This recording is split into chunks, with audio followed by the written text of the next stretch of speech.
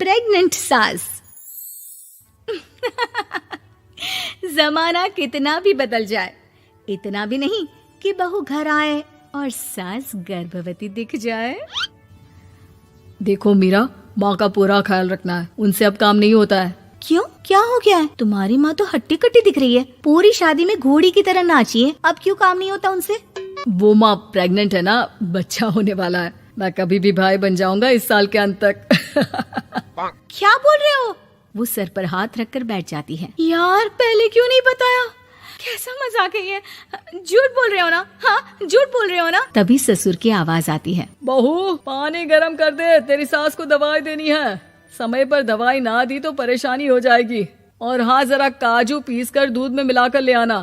तेरी सास खुद से तो अपनी संभाल करेगी नहीं। हे भगवान, ये मैं क्या सुन रही हूँ? ये ससुर जी को क्या हो गया है? मैं क्या सोच कर आई थी? हाय रे, मैं तो किसी को मुंह भी नहीं दिखा पाऊंगी। अब ये रोना धोना बाद में करना, पहले गर्म पानी कर दो, माँ को दवाई देनी होगी। और हाँ, रात को माँ के पैरों में तेल लगा देना। बहू को गुस्सा आ जाता है, वो बड़बड़ करती किचन में जाती है जहाँ उसका ससुर खड़ा होता है। एक बड़ी जिम्मेदारी है हम सबके सर ऊपर। इस उम्र में माँ बनना खतरे से खाली नहीं होता। हाँ हाँ पता है, तो क्यों बन गई माँ? अरे खतरे से कम नहीं है तो क्या जरूरत थी लल्ला पैदा करने की?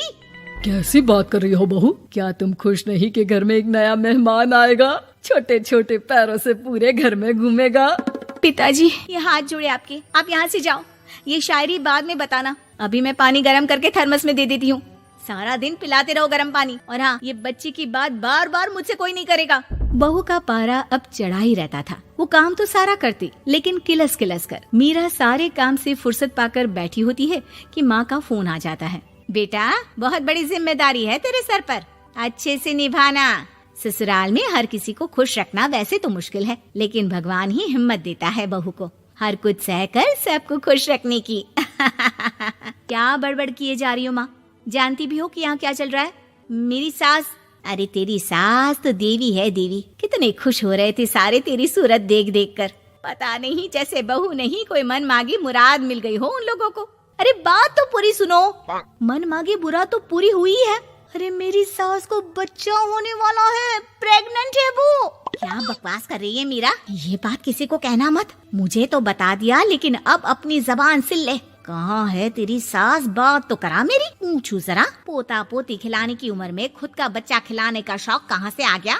और आया भी तो बताना तो चाहिए था। अब क्या नाक कटाने के लिए हम लोगों से रिश्ता जोड़ा है? रुक, तेरे पापा से बात करती हूँ। मीरा फोन रखकर लेट जाती है। वो एक सपना देखती है कि उसकी गोद में एक बच्चा खेल रहा है। भाभी की गोद में कितना खुश दिख रहा है ना, लग ही नहीं रहा कि भाभी है। मैं तेरे लिए क्या लाया हूँ, सोने की बालियाँ। तेरी शादी में तो मैं बुढ़ा हो जाऊंगा ना। अरे कैसी बात कर रहा है बेटा, इसकी जिम्मेदारी तो तू ही लेगा। हम लोगों का तो कोई भरोसा नहीं, कब ऊपर वाला उठा ले। बहू को सास को देख देख कर गुस्सा आ रहा था। तभी वहाँ पड़ोसन आ जाती है। अरे बहू, तुझसे तो पूछने से भी डर लगता है कि कब खुशखबरी सुना रही है। अब तो अपनी 1 महीने की ननद की ही जिम्मेदारी संभाल ले, बहुत है। अपने जेवर भी रख देना और पैसे भी जमा करना शुरू कर दे। वो बात आगे बढ़ाती उससे पहले ही बहू जोर से चिल्लाकर उठ जाती है। नहीं नहीं नहीं नहीं, मैं अपने जेवर किसी को नहीं दूंगी। अरे कौन ले रहा है तुम्हारे जेवर? तुम औरतें भी ना सपने में भी जेवर ही संभालती रहती हो। मैंने जो सपना देखा है ना, सुनोगे तो होश उड़ जाएंगे।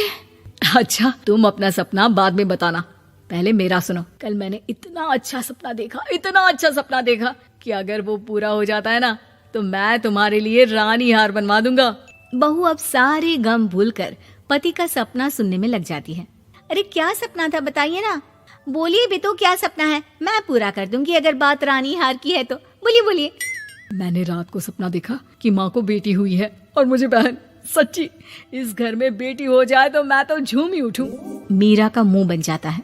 वो चुप हो जाती है और सपने की बात याद करती है कि बेटी हुई तो उसे ही अपने गहने उसे देने होंगे। फिर तो रानी हार की जरूरत पड़ेगी ही। भाई लड़की बड़ी होगी, उसकी शादी होगी तो जेवर तो चढ़ाने ही होंगे ना, कहाँ से आएंगे वो? कितने समझदार हो तुम मीरा।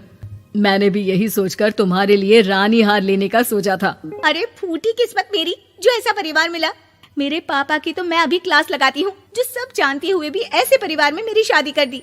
बहू पिता को फोन लगाने ही वाली होती है कि ससुर की फिर से आवाज आती है। बहू गरम पानी ले आ जल्दी, थर्मस में खत्म हो गया है। बाद में खबर लेती हूँ मैं पापा की, पहले सास को गर्म पानी दिया हूँ। बहू अभी किचन में काम कर ही रही थी कि मीरा के मम्मी पापा आ जाते हैं। वो हाथ में ढेर सारे फल लेकर आते हैं। मीरा के पिता मीरा के ससुर से कहते हैं, लीजिए भाई साहब, ये फल रखिए, बहन जी को खिला दीजिएगा। वैसे कैसी है उनकी तबीयत? बस पता तो है आपको, ऐसे वक्त में जो होता है बस वही सब। मुझे तो सुनकर बहुत गुस्सा आया था, लेकिन चलिए, भाग्य में जो है लिखा उसे कौन टाल सकता है। डॉक्टर को दिखाए? हाँ, बस डॉक्टर आने ही वाला है। अच्छा हुआ आप लोग भी आ गए। उतने में एक सुंदर सी लेडी डॉक्टर आती है। पेशेंट कौन है आप? अरे नहीं जी, मैं तो बहू हूँ इस घर की। मैं तो अभी सोच भी नहीं सकती पोता या पोती के बारे में। अभी तो मेरी सास ही। अरे चुप हो जाना, देख तो ले, डॉक्टर है ये, किसी के भी सामने गुस्सा फोड़ देती है। डॉक्टर कमरे में जाती है और थोड़ी देर बाद बाहर आ जाती है। पीछे से सास भी निकल आती है। हे भगवान, इतना दुख तो किसी को भी ना दे जितना मुझे दिया है। देखिए बहन जी, आप लोगों को तो ये सोचना भी नहीं चाहिए था। वही तो मैं भी कह रही थी कि आप लोगों के लिए तो सोचना भी गुनाह है, लेकिन अब पछताए होत क्या जब चिड़िया चुग गई खेत। डॉक्टर वहाँ से चली जाती है। मैं माँ नहीं बन सकती, मैं प्रेग्नेंट भी नहीं हूँ।